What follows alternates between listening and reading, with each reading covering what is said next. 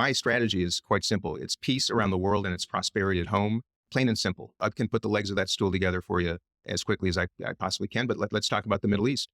I'm 54 years old. President Biden has been in the US Senate or in the White House for 50 years. None of us on this podcast have lived through anything but bloodshed, reciprocal misery between Palestinians and Israelis. This cycle has continued for decades. I've had enough. I cannot stand the sight of babies being pulled from the wombs of mothers by Hamas and Israel any more than I can watch babies being destroyed by bombs and missiles in Gaza, and it's got to stop. I am about to issue a statement to that end that says, essentially, Hamas must release all of its hostages, period, of which there are 9 Americans, guys. 9 Americans are being held in Gaza by a terrorist organization. And as president, I would be making that not my daily desire or request, my daily demand. All hands on deck, these hostages must be released immediately. And at that very moment, there should be a multinational peacekeeping force sent into Gaza to maintain security immediately. When I say multinational, the very nations that are connected to Gaza, Arab nations, have to be part of it. Not the United States, not Israel, of course, but a significant force there to keep the peace immediately. Concurrently, a multinational coalition designed to eliminate Hamas by every nation in the world that wants them eliminated, which frankly is most.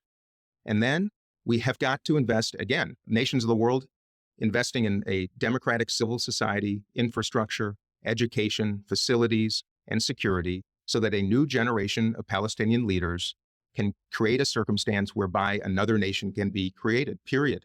And it's not going to happen with Israel and Palestinians trying to do this. It has got to be imposed. It has got to be a coalition of the willing. And then only then will we see the conditions for, hopefully, elections for Palestinians for the first time since 2006, 17 years. And concurrently, it is time for Israelis to call an election to replace Benjamin Netanyahu because he is absolutely part of Israel's security problem. I've looked him in the eye. I told him before this happened earlier this year, I've been with him twice, looked him in the eye.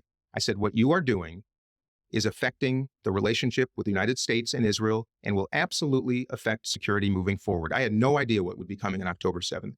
But the settlement policy, the right-wing government, the distraction that the Judicial Reform Initiative has created in that country is made the conditions ripe. And by the way, having been in Riyadh recently too, it was really getting close, the Saudis and Israelis normalizing. And that was exactly why I believe, whether it's implicit or explicit, Iran inspired Hamas to do this.